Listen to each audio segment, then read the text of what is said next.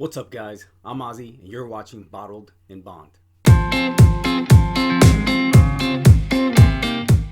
Alright, guys, so welcome back to yet another edition of Monday Madness. And today we are hitting up Jefferson's Distillery. Jefferson's was founded in 1997. Jefferson's is the brainchild of Trey Zoller and his father Chet, a famed bourbon historian. They were continuing a family tradition that goes back to Trey's 8th generation grandmother, who was arrested in 1799 for the production and sales of spirits liquors. To personify the brand, they chose Thomas Jefferson, known for his curiosity and experimental spirit. This is a mindset to which Trey has dedicated himself, pushing the boundaries of the definition of bourbon, upholding a tradition, yet always discovering new possibilities. One of the things I learned about Jefferson's is the way that they age their bourbon. It is unique and unlike no other. They teamed up with this company called Search. What they done is they started aging their bourbon at sea. This is one of the many different ways that they age their bourbon. So pretty much what he's doing is he's putting these barrels in different ships, and they're going to many different locations around the world and aged at different times and different seasons and different locations for different periods of time. Out of the many different bottles that they have, what I have here is Jefferson's very small batch blend of straight bourbon whiskeys. This ridiculously small batch bourbon has been aged in barrels with a very light char, allowing a myriad of secondary flavors to express themselves.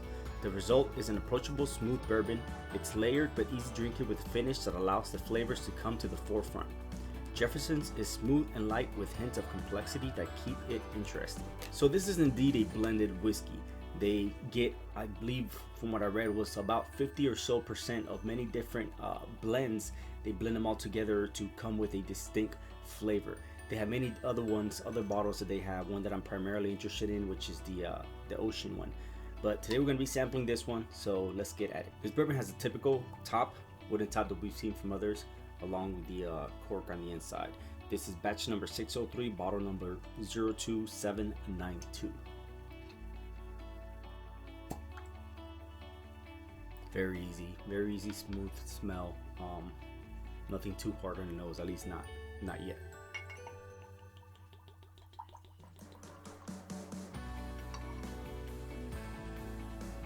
Now, the mash bill of Jefferson's is 60% corn, 30% rye, and 10% malted barley, and it does give it a very rye aroma. 30%, it's pretty high up there for rye. You could pick it up almost immediately.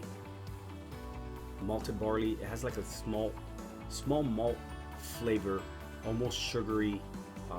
Pick up brown sugar. It's almost like a sour mash as well. Very sour. I think that's the rye kicking in, but it does have a sweet smell to it. The rye is overpowering in a sense. It gets a $2 sign price for its 30 plus price. You could probably find it for 40 something at different locations, or possibly even under 30 if it goes on sale.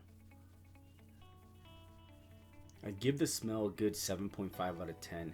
It's not too overpowering. You do get a lot of the rye in there, but it even though it has a sweet caramel-like brown sugar smell to it, it has nothing else that I can pick up.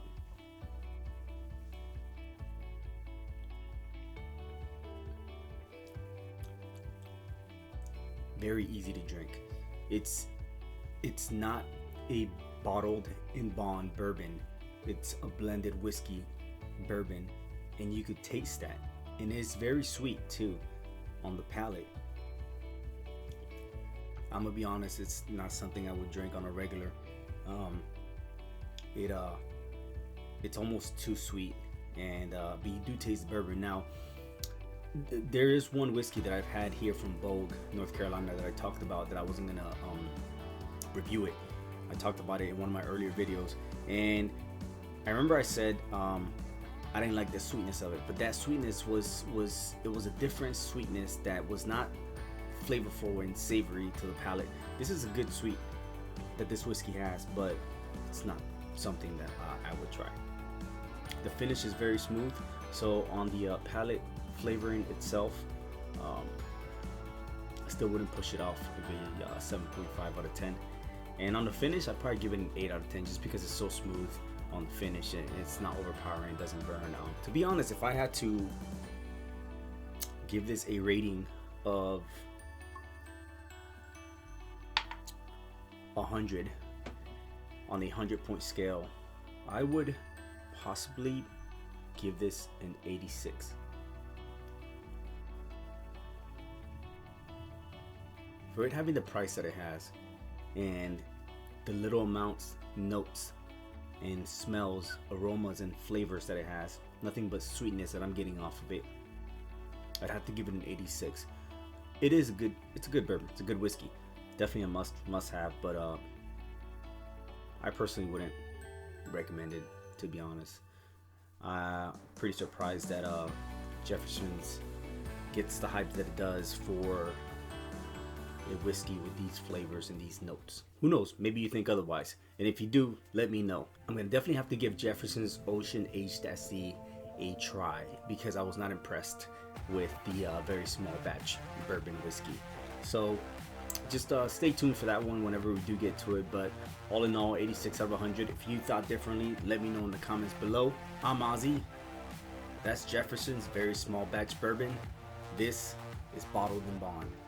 Cheers.